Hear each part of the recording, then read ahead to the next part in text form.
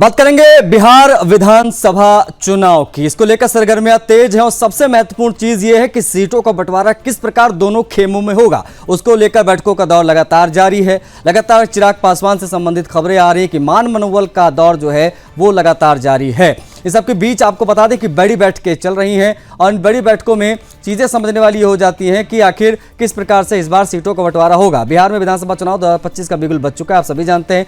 121 विधानसभा सीटों पर 6 नवंबर को वोटिंग होनी है। चुनाव आयोग की सूचना जारी होते ही नामांकन प्रक्रिया भी जो है वो शुरू हो चुकी है। नामांकन की अंतिम तारीख 17 अक्टूबर तय की गई, जबकि नामांकन पत्रों की जांच 18 अक्टूबर को की जाएगी। उम्मीदवार 20 अक्टूबर तक नाम वापस ले पाएंगे। ये जो समय सारिणी है वो चुनाव आयोग की तरफ से जो जारी की गई है वो हम आपको बता रहे हैं। लेकिन इस दौरान क्या क्या चीज़ें हो रही हैं वो भी समझिए, क्योंकि पहले चरण में जिन जिलों में मतदान होना है उनमें पटना, भोजपुर, बक्सर, गोपालगंज, सिवान समेत शेखपुरा और नालंदा जैसे जिले शामिल हैं। इस बीच में एलजेपीआर अध्यक्ष और केंद्रीय मंत्री चिराग पासवान ने कहा है, मैं जानता हूं कि सबको घोषणा का इंतजार है, मतलब सीटों के बंटवारे का इंतजार है। बातचीत सकारात्मक चल रही है और अब ये अंतिम दौर में पहुंच चुका है। आपको बता दें कि अब पूरे बिहार की निगाहें 6 नवंबर पर टिकी हैं, जब पहले चरण के लिए वोटिंग होगी। केंद्रीय मंत्री नित्यानंद राय लगातार लगे हुए हैं, सब कुछ सकारात्मक वो बता रहे हैं। बिहार में चुनावी समर के बीच में एनडीए के भीतर सीट शेयरिंग को लेकर खींचतान जारी है।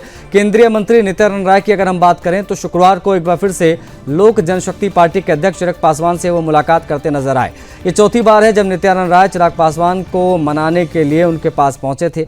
एनडीए में सीट बंटवारे की बातचीत अब अंतिम दौर में पहुंच चुकी है, लेकिन एलजेपीआर की सीटों को लेकर अभी भी गतिरोध बरकरार है। सूत्रों के मुताबिक चिराग पासवान 40 से 50 विधानसभा सीटों की मांग पर अड़े हैं, जबकि भाजपा और जदयू इस पर सहमत नहीं है। इस मुलाकात के बाद माना जा रहा है कि एनडीए के भीतर सियासी समीकरणों में बड़ा बदलाव संभव है। भाजपा की कोशिश है कि चिराग पासवान गठबंधन में बने रहें ताकि विपक्ष को कोई बड़ा राजनीतिक मौका न मिल पाए। अब सबकी निगाहें आने वाले कुछ दिनों पर टिकी हैं, जब तय होगा कि एलजेपीआर एनडीए के साथ कंधे से कंधा मिलाकर चुनाव लड़ेगी या फिर अलग राह चुनेगी। मैं जानता हूं कि आप सब सिर्फ घोषणा का इंतजार कर रहे हैं, वो भी जल्द हो जाएगी। पर इतना मैं जरूर कहूंगा कि बातचीत बहुत अच्छे से, बहुत बढ़िया से, कल जैसा आदरणीय नित्यानंद जी ने कहा, सकारात्मक, बहुत ही सकारात्मक रूप से बातचीत हुई है, हो रही है और अभी अंतिम दौर में अब ये बातचीत पहुंच चुकी है।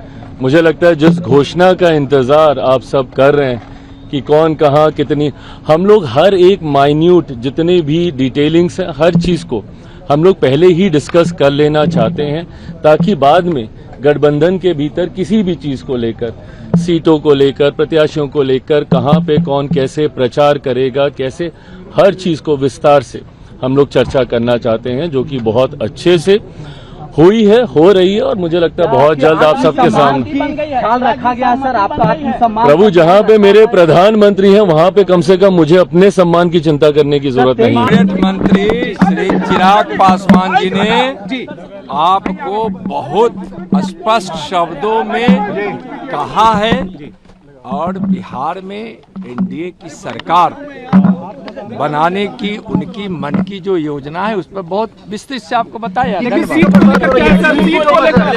सब सकारात्मक है, कहीं कुछ नहीं है, सब सकारात्मक है।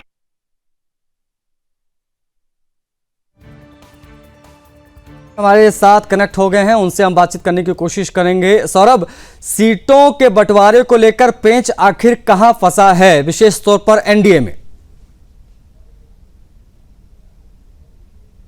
जी देखिए आशीष यादव, आपको कि 4 ऐसी सीटें हैं गोविंदगंज, जहां से भारतीय जनता पार्टी चुनाव जीती थी पिछली बार, वहां से वो चाह रहे हैं कि जो उनके प्रदेश अध्यक्ष हैं उनके लिए वो सीट। चकाई, जहां से सुमित सिंह निर्दलीय विधायक हैं, वो चाह रहे हैं। सिकंदरा की सीट है जहां से जीतन राम मांझी की पार्टी के विधायक हैं। और ब्रह्मपुर, जहां से भारतीय जनता पार्टी ने पिछली बार वीआईपी को सीट दी थी, वो आरजेडी जीत गई थी, वो भारतीय जनता पार्टी वो सीट देना नहीं चाहती है।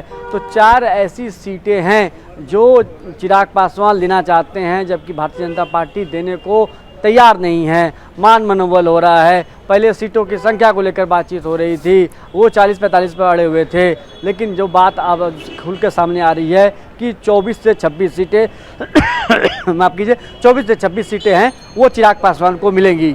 आशीष, नहीं तो अब इस बीच में जीतनराम मांझी 15 सीटों की बात कर रहे थे, एक कविता भी उन्होंने लिखी, उसको लेकर भी उन्होंने मांग की।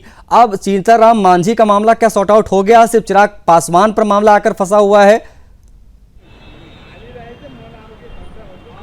जी देखिए आशीष, कल ही मैंने बताया था कि जो बीजेपी के राष्ट्रीय अध्यक्ष हैं स्वास्थ्य मंत्री जगत प्रकाश नड्डा, उन्होंने जीतनराम मांझी से बातचीत की है और उन्होंने जीतनराम मांझी को समझाया और उसके बाद जीतनराम मांझी मान गए हैं, जो हमें जानकारी मिली है।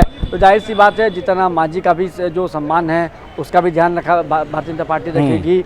अब चिराग पासवान से मैंने बताया आपको कि सीटों की संख्या पर बातचीत हो गई है। ठीक है, जो 4 सीटें हैं, 3 पर सिटिंग, ठीक है, मतलब इन 4 सीटों पर जैसे स्थिति स्पष्ट हो जाएगी, मुझे लगता है कि कैंडिडेट के नाम भी धीरे धीरे सामने आने लग जाएंगे। बहुत शुक्रिया आपका तमाम जानकारियों को साझा करने के लिए।